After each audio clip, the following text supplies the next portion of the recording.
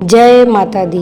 नवरात्रि के 8वें दिन माँ महागौरी की पूजा में इस मंत्र का जाप करें। या देवी सर्वभूतेषु माँ गौरी रूपेण संस्थिता नमस्तस्यै नमस्तस्यै नमस्तस्यै नमो नमः। माँ गौरी के आभूषण और वस्त्र सफ़ेद रंग के हैं, इसलिए उन्हें श्वेतांबरा भी कहा जाता है। माता के इस रूप की पूजा करने से मनचाहा विवाह और सुखद वैवाहिक जीवन का वरदान मिलता है।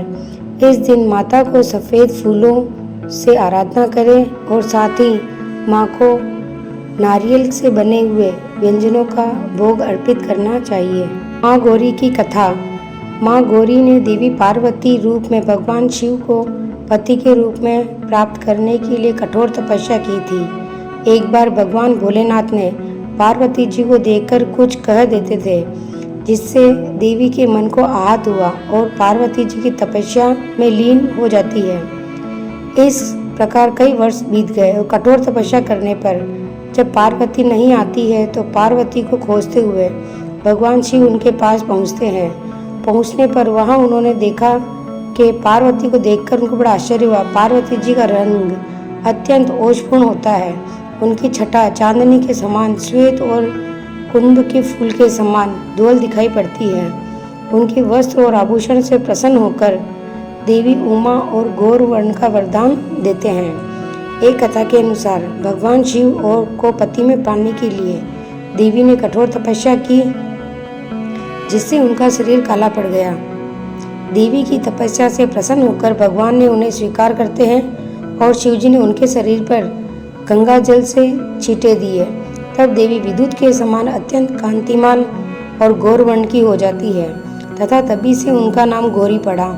महागौरी रूप में देवी करुणामयी, स्नेहमयी, शांत और मृदुल दिखाई देती है। देवी के इस रूप की प्रार्थना करते हुए देव और ऋषिगण कहते हैं कि सर्व मंगल मांगल्ये शिवे सर्वार्थ साधिके शरण्यं त्र्यंबके गौरी नारायणी नमोस्तुते। महागौरी जी से संबंधित एक अन्य कथा प्रचलित और है, जिसके अनुसार एक सिंह काफी भूखा था। वह भोजन की तलाश में वहां पहुंचा जहां देवी उमा तपस्या कर रही थी। देवी को देखकर सिंह की भूख बढ़ गई, परंतु वह देवी की तपस्या से उठने का इंतजार करने लगा और वहीं बैठ गया।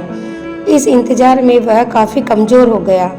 देवी जब तपस्या से उठी तो सिंह की दशा देखकर उन्हें उस पर बहुत दया आई और माँ उसे अपनी सवारी बना लेती है, क्योंकि एक प्रकार से उसने भी माँ के सामने तपस्या की थी।